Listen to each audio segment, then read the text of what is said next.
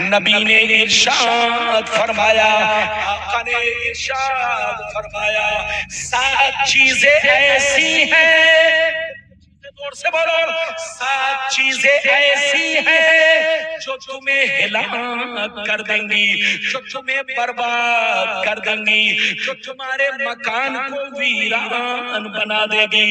ان 7 چیزوں سے ضرور بچا کرو، اللہ سے توبہ کرو، اللہ سے معافی مانگو۔ اگر معافی مانگو گے، توبہ کر لو گے تو اللہ معاف کر دے گا، ورنہ تم کو برباد ہونے سے کوئی بچا نہیں سکتا۔ 7 چیزوں سے ضرور بچا کرو۔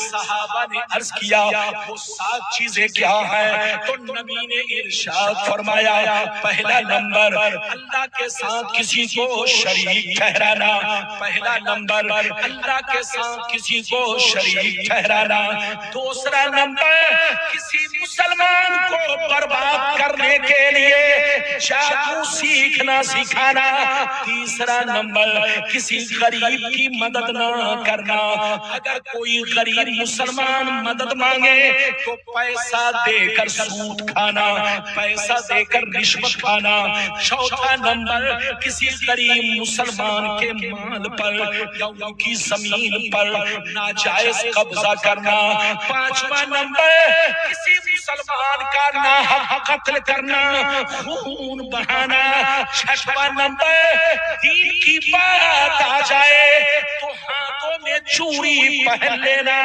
پیٹھ دکھا کر بھاگنا، ساتواں نمبر پاک دامن عورتوں پر بنا کسی ثبوت کے جھوٹا الزام لگانا۔ یہ 7 چیزیں ایسی ہیں جو تمہیں ہلاک کر دیں گی، جو تمہیں برباد کر دیں گی۔ اس لیے اللہ سے توبہ کرو، شرک سے توبہ کرو، جادو سے توبہ کرو، سود سے توبہ کرو، کسی کا مرڈر کرنے سے توبہ کرو، پیٹھ دکھانے سے توبہ کرو، الزام لگانے سے توبہ کرو۔ اگر توبہ کر لو گے تو اللہ معاف کر دے گا، اگر توبہ نہیں کرو گے تو تم کو بربادی سے کوئی بچا نہیں سکتا۔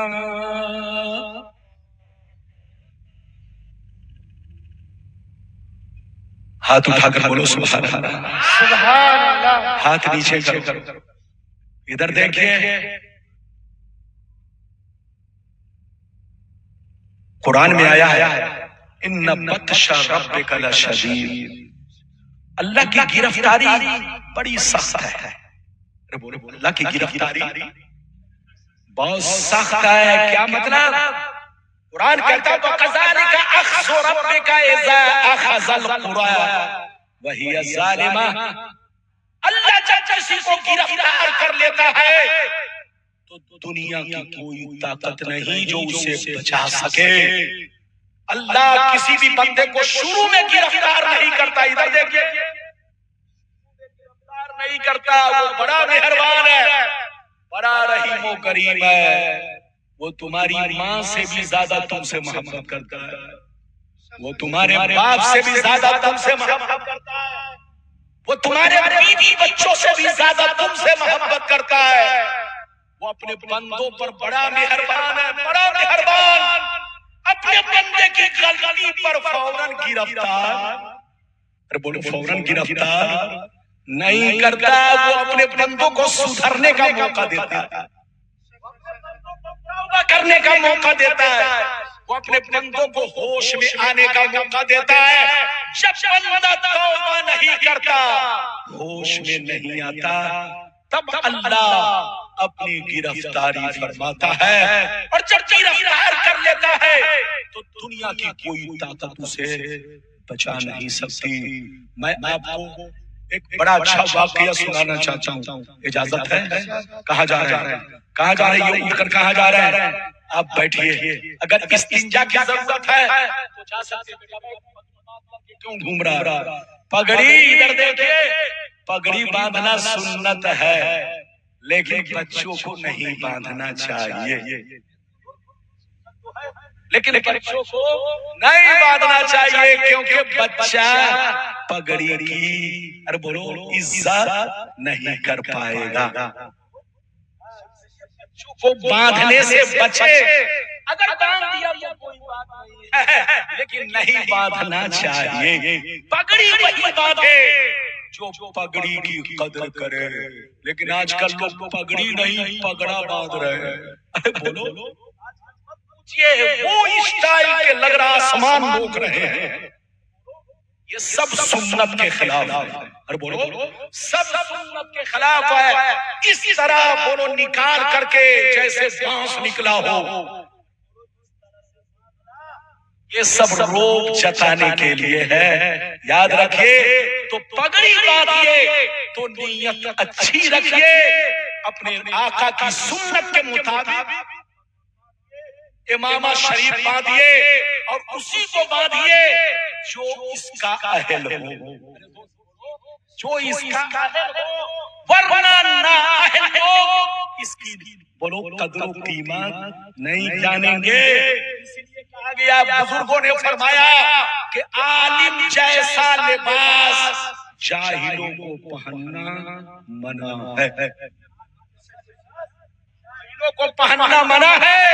کہیں لوگوں دھوکہ نہ کھا جائے کہ یہ بھی شیخ الحدیث ہے, یہ بھی مفتی صاحب ہے, یہ بھی. اس لیے لوگوں کو ان سب چیزوں سے بچانے کے لیے منع کیا جائے گا. لیکن اگر پہن دیا تو کوئی حرام کام نہیں ہے. بولو جائز ہے. زور سے بولو بچنا بہتر ہے.